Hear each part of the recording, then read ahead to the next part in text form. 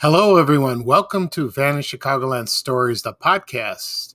I'm your host, Pete Costanis. This is episode 59, season 3, and we have an interesting show coming up. So first off, this program is brought to you by Folgers Flake Coffee. And here's a commercial with Mrs. Olson from 1978. Enjoy. What did you use in the automatic drip coffee maker? Folgers Flake Coffee. Delicious. What'd you use in your automatic drip coffee maker? Folgers Flaked Coffee. It tastes great. Great coffee, Mrs. Olson. Thanks. Nothing's better in these machines than Folgers. It's a coffee recommended by Mr. Coffee, the best-selling coffee maker. Well, I love Folgers. But what's Folgers Flake Coffee? Flake coffee releases more of Folgers' rich flavor, so you use less and save money. If you normally use 5 measures per pot, you'll only need 4 of Folgers Flaked Coffee. And Folgers is mountain grown, the richest, most aromatic kind of coffee. Tastes rich. Delicious. No wonder Mr. Coffee recommends Folgers. Mountain-grown Folgers. That's how really good coffee makers make really great coffee.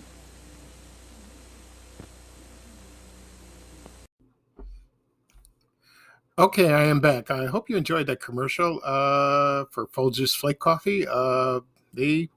Folgers Coffee, they played around, they showed, they had, how would I say this? They aired commercials during the 60s and 70s, but they were there. But in the early 60s, they didn't have Mrs. Olson. They had other actors, and the actress that played Mrs. Olson, her name was Virginia Christine, and she was in a lot of television and a lot of movies. And she started her career in the 30s, and she ended being Mrs. Olson around 1979. And she retired, and then, but sometimes commercials in the 80s, they show clips of her, and they still sell the product. Okay, so today's date is September 14th, 2021, and I have 3 things to talk about today. First off, I'm going to talk about Bozo, the world's famous clown cartoon series. September is Bozo Circus Month, so I will talk a little about that show. And the second thing I will talk about is the Toot-A-Loop Radio from Panasonic. And when I describe this radio, I think everyone who grew up in the 70s would remember this radio very well. It's transistor radio. And the third thing I'm going to talk about is it's a tribute to Allison Payne. She was a WGN anchor woman from the 90s, and then she retired. Not retired. She left WGN in 2011, and she passed away September 1st. So, and it's very sad. So I'll talk about a little about her at the end of the show. Okay. Right now, I'm going to talk about Bozo, the cartoon, the world's famous clown. I'll get a little information of that. I mentioned that in a previous podcast episode when I was discussing Bozo Circus. And when the show aired on WGN, they used to feature the cartoon. Probably one cartoon per show. I remember that. I used to watch it in the 70s. And so the cartoon started in 1958. And it was... the art director of the series, his name was Lou Schimmer. He was from Filmation. He remembered doing those the Groovy Ghoulies, Archie, Sabrina the Teenage Witch. He did Gilligan's Island. They did the cartoon version. He did that. And there were 157 5-minute shorts total. So there was, for example, there were 20 in 1958, 20 episodes, 85 in 1959, and 1952. In 1962, they had 52. So they skipped, they skipped 3 years to do that. I don't know what happened. And it featured Bozo the Clown. The voice was Larry Harmon. He had the license, he had the license rights to the character. And, he was very, from what I gather, a lot of people, he was a very stingy man and very strict. Also strange, but let's not go into that. Anyway, so Larry Harmon, but his real name was Lawrence Weiss. And an interesting thing about him, he also produced cartoons for Laurel and Hardy cartoon. And I don't know if he did Abbott and Costello. No, I don't think so. Just Laurel and Hardy did that. I remember the cartoons. It was Laurel and Hardy and Abbott and Costello. I remember on Channel 9 we used to air those. And so he dressed up as Bozo sometimes. And then, interesting, in 1984, he was a write-in candidate for the presidential election at the time. And he didn't get many votes. According to some sources in Arizona, he only got 21. Who would take him seriously to be president of the United States? I mean, go figure. I mean, we all know what that means. Anyway, he passed away on July 3rd, 2008. And the rights are turned over for their children. But, you don't see the cartoons on DVD or on television much because, I don't know. You could find some of them on YouTube if you do a search. And you would find those. And they're just like what I remember from the show. Okay, and let's see. Let's talk about a little more about the cartoon. Oh, okay, here we go. I will talk about the characters of the cartoon in about a moment. But right now, I'm going to play the introduction of the cartoon series. If you can't hear it very well, just turn up the volume a bit. This is the introduction of the cartoon. It lasts about 14 seconds. So here it is, the introduction of Bozo, the world's most famous clown.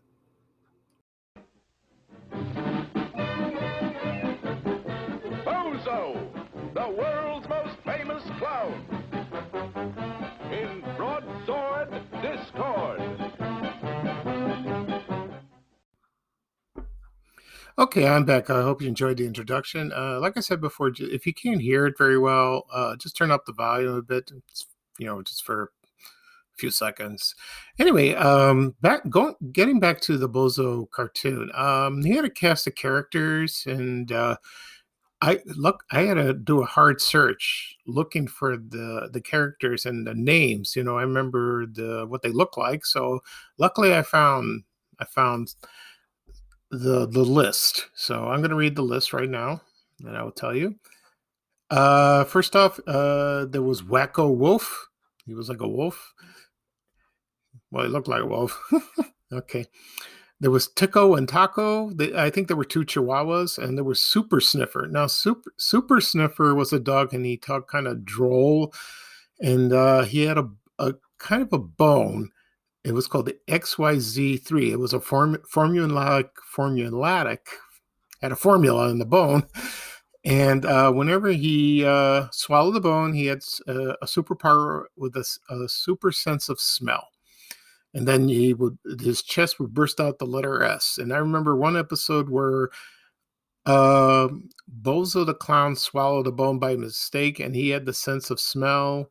I think he did, or some other superpower, and the letter B would burst in his chest. I remember that. So he was so those characters I mentioned, Wacko Wolf, Tico and Taco, and Super Sniffer were there. Also, his boss was Circus Boss, and then there was the bad guy, Slippery Bly. He used to be there a lot.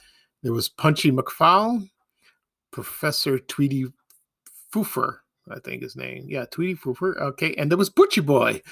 That's how Bozo talked his name. And then the other bad guys were Big Shorty and Short Biggie, I think his name. I can't read that. The other one is Poco Loco, Oodles Duck, Kooky Coyote, and let's see, Alley Cat. And there was a little girl, Belinda. And there was kind of a bird. His name was Irvin. And there was Elvis the Talking Dog. And last was Dinky. So those were I'm sure there were other characters, but they were the main ones that featured on the episode of the show. And I bought a DVD. It was a bootleg at the Wizard World Chicago Comic Book Convention in Rosemont, Illinois. And I've seen a few episodes, not that many, but they were very fun to watch. And I haven't seen it in a long time. I intend to do that again very soon. So it'll be fun. Okay. So that is all for Bozo, the world's famous clown cartoon series. Next, I'm going to talk about the Toot-A-Loop radio from Panasonic. Now, I wrote a story about this on my blog, vanishchicagoland.blog, on February 22nd, 2020. You can find it there on my blog. And what's so special about this, it was my first radio. My very first radio. And I remember we lived in the Roseland neighborhood in Chicago in the 70s. That's where we lived. Yes, of course I did.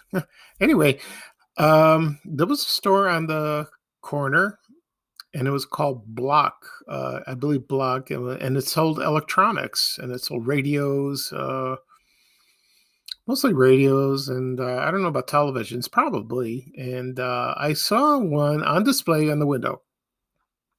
And it was called the Toot-A-Loop Radio, or Panasonic R72. It was made in Japan. And so this radio did not have FM, just AM. There was an FM version of the radio. It was called the RF72. I'd never seen those. And the radio was shaped like a donut with the hole off center. And if you twisted and twist around, it looked like an S, and you would have the dial on top, and you can find your radio station on AM radio. Usually I was listening to WLSAM 89 in the 70s. I used to listen to those. That was the first time. There was a jack, and they had an earplug, and then they had an earplug, like an earphone. You can listen. Or they had a grill on the front so you can listen to radio. So you hold it to your ear like that. It was kind of cool. The color I had was blue, but they didn't have green at the time, because green was my favorite color. But other colors came in white and red and yellow. And okay. The name of the store was called Cy Block Appliance Store, and that was on the corner of East 112th Street and South Michigan Avenue, right across the street from Gately's People's Store, the department store. And I remember, I don't know if people remember this, in the 70s, they used to have a 7-Up can with a light bulb attached to it, and it was flickering. It was like the groovy time, And let's see. And then I listened to WLSAM 890, and the DJs at the time were Bob Surratt and John Records Landecker. And those two guys are wonderful. And Bob Surratt is on WGN radio right now in the mornings. You can listen to him. And they needed 2 AA batteries. And sometimes it came with stickers. You put on the stickers. That's how the 70s were, And one time I brought it to school just to show off. That's how kids are. And then, there was one kid that was interested. He wanted to take it. So I never brought it back again. So no, I didn't want to do that. And so I kept it at home. And I kept it for a long time. And there were other radios from Panasonic at the time. That was called the Ball and Chain. And it was like a ball and chain. It was called the Parapet. The other radio models were the Newhall, Cranford, Clarinda, Auburn, and the Huskin. And the other was a cassette recorder called the Take and Tape. I remember that. And there was one memorable item from Panasonic. It was called the Dynamite TNT 8-track player. And the spokesman who did the commercials was Jimmy J.J. Walker from Good Times. You can find that commercial on YouTube. And it was Dynamite 8, so it was an 8-track player. And you can find them on eBay, most of those radios. And So it was kind of cool. Panasonic came out with some interesting products, when it comes to radio. It was very nice. Very nice seeing that. Okay. Next thing I would talk about is I found out over the weekend that WGN anchorwoman Allison Payne passed away. But she passed away on September 1st, and she was living in Detroit at the time. I think she was born in Richmond, Virginia, but she was raised there. And from what I remember from the 90s, I used to watch her all the time. She seemed like a very nice, articulate lady, very pretty. She knew her stuff, She delivered the news immaculately, very, very nice. Sorry about that word. And she was there, and she served the co-anchor from 11 a.m. to 1 p.m. And the first anchor that was with her was Rick Rosenthal. I remember him, but he disappeared. I don't know what happened to him. And then she was paired with Steve Sanders for a long time. And she was a very nice lady, I said. And then she got started in Toledo. And then she went to Saginaw, Michigan. And she was a co-anchor there for a long time. And then she moved to Chicago. And but she anchored there until 2009. And then she was she did the evening news. She filled in all that, and then she left in 2011. From what I heard, she was very sick. She had mini strokes, and she also, a lot other health issues. She battled depression, and she took a lot of time off. She was absent most of the time, so other people filled in, and she also said that she battled alcoholism for 20 years, and she tried, her best. I think she recovered, but you don't really recover. You just, take one day at a time. And, so she left. Hopefully a lot of people that she would come back, but she never did. So I guess she moved back to Detroit. And then, from what I heard, that the reason she was depressed because she lost her mother at an early age. So that's very sad. But from what I said before, she was a very nice lady, And when I posted a screenshot of her on my Facebook page, Fan of Chicagoland, a lot of people remembered her, and they were very sad about her passing. They took it very hard, and her coworkers too, at the TV station here in WGN. So that's very nice, and so we'll see, So they played a tribute for her on Monday morning in WGN. They showed a clip with her and Steve Sanders. They were having like a celebratory dinner, very fancy. And Tom Skilling played the violin. He played terribly, and then Steve Sanders and Allison Payne got up and walked out. And then Tom Skilling took the bottle of champagne, which I thought was funny. It was funny like that. Okay. All right. So I will be back in a moment. Thank you, everyone. Okay, I'm back, everyone. I hope you enjoyed the show. A couple of things I will talk about right now. This Friday is my 40th high school reunion. I graduated in 1981. I'm going to the reunion Friday night, and I'm looking forward to it. We don't have many people because of COVID, and people are scared. I don't blame them, but I wish we had more people. So there will be about 60, graduates there. So it's a good size, but I wish it was like about 100 or more, but we had a big class.